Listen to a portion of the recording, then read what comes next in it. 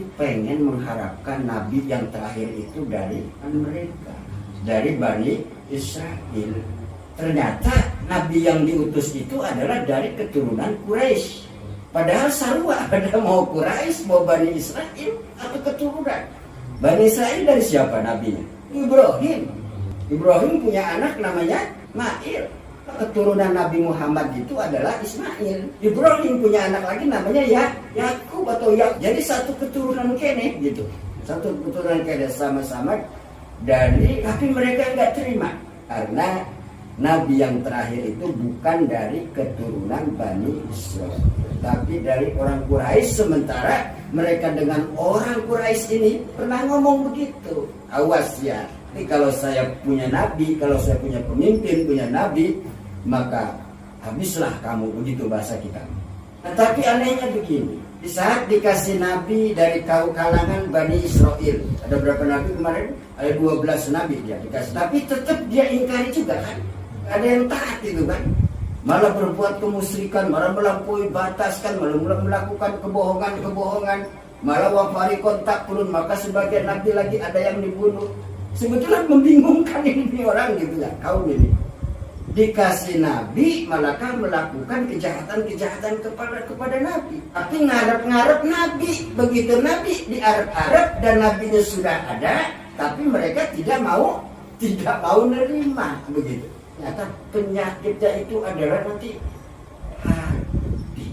Akan masalah nabi dari mana, tapi karena mereka lebih kepada tidak mau menerima kebenaran yang datang dari para nabi yang diutus oleh Allah. Karena faqalilan ma yu'minun, sedikit sekali begitu dari mereka itu memang ada yang beriman begitu. Sebetulnya hatinya yang sakit di orang-orang begitu.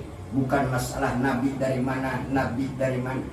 Karena di awal sudah dijelaskan wa qalu qulubuna gulfun, dan mereka berkata hati kami tertutup. Tertutupnya itu dengan sebab apa?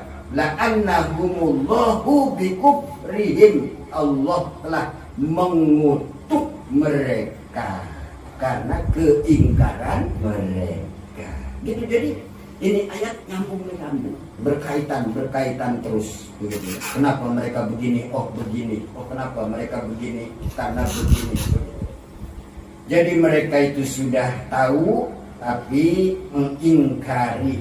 Mengingkari itu maknanya tidak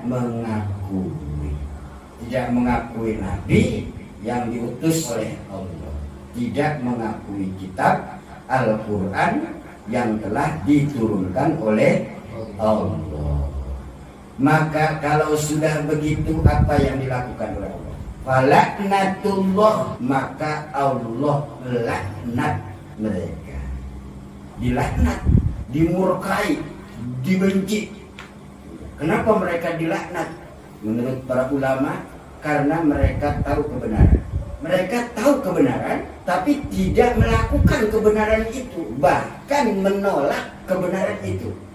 Laknat itu kan mereka dalam kehinaan, dimurkai, bahkan mereka dijauhi untuk melakukan kebaikan, dijauhi dari rahmat. Mereka tidak akan mendapatkan rahmat. Kenapa? Karena sudah dilaknat. Apa itu rahmat? Rahmat itu kan artinya kebahagiaan yang diberikan oleh Allah ke dalam diri kita. Lawannya kebahagiaan apa? Susahan berarti kan ya. Mereka akan selalu terus diberikan kesusahan oleh Allah. Kalau sekarang dia senang apa susah? Sekarang dia itu lagi susah. Sama saraubihi anfusahum ayakuru bima anzalallah. Alangkah buruknya mereka, orang-orang Bani Israel itu, karena telah menjual diri mereka dengan mengingkari apa yang diturunkan oleh Allah. Buruk sekali, menjual kekufuran, keingkaran dengan apa yang diturunkan oleh Allah. Dia tahu Al-Quran apa yang diturunkan oleh Allah, kitab Taurat min indillah, dari sisi Allah. Dia tahu Injil juga dari sisi Allah. Tapi ayat pun diingkari semuanya oleh mereka. Ngarep nabinya juga diingkari. luar biasa keburukannya. Kenapa mereka begitu? Karena bagian, karena kedengkian. Bukan karena Nabi itu dari Bani Israil, kayak mau Nabi itu dari Arab Quraisy, kayak. Tapi ternyata adalah karena penyakit hati mereka, sehingga mereka mengingkari semua nabi-nabi yang diturunkan kepada mereka, bahkan nabi-nabi yang mereka harapkan. Itu karena bagian, karena dengki. Jadi kedengkian inilah yang menutupi kebenaran yang memang sudah disampaikan oleh Allah.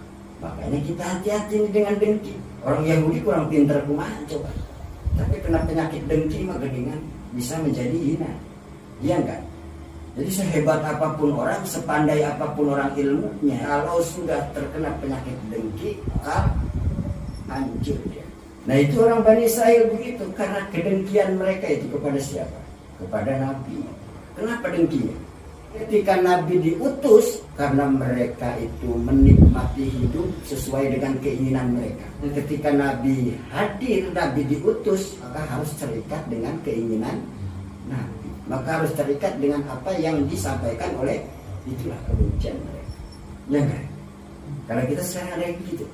Ada yang benci dengan syariat. Syariat itu kan apa? Syariat itu kan apa yang dibawa oleh Nabi. Kenapa benci? Karena menghalangi keinginan mereka. Yang korupsi kan takut gitu dengan syariat Islam kan begitu ya. Ahli maksiat begitu yang hidupnya gelimang dengan hawa nafsu, hedonis dan lain sebagainya. Mereka sangat takut sekali. Kan jangan-jangan ada yang nggak mau ngaji, takut ngerti. Jadi begitu bagian karena kedengkian, dengki dia. Kenapa Nabi diturunkan dari Arab bukan dari Bani Israil gitu. Padahal cuma alasan-alasan aja gitu. Ya Allah tahu kan gitu. Ayunazzilallahu min fadlih ala man yasha'u min ibadih. Bahwa Allah menurunkan dari karunia-Nya ala man yasha' kepada siapa yang Dia kehendaki min ibadih dari hamba-hambanya. Mau diturunkan Nabi dari mana? Kita lahir aja bukan pilihan kita kok. Kita lahir pilihan kita bukan. Kita lahir mau jadi orang kaya, mau jadi orang miskin, pilihan kita bukan. Kepengen mau kita lahir dari orang hebat, kepengen mau kita lahir dari orang ngetop. Itu semua adalah atas kehendak Allah, dari kehendak manusia. Jadi nggak nerima begitu orang-orang Yahudi. Faba'u bi ghadabin ala ghadab, maka mereka kembali digodobin dengan kemurkaan ala ghadab. Kemurkaan itu udah murka di atas murka, luka di atas luka. Ada lagu yang luka di atas luka.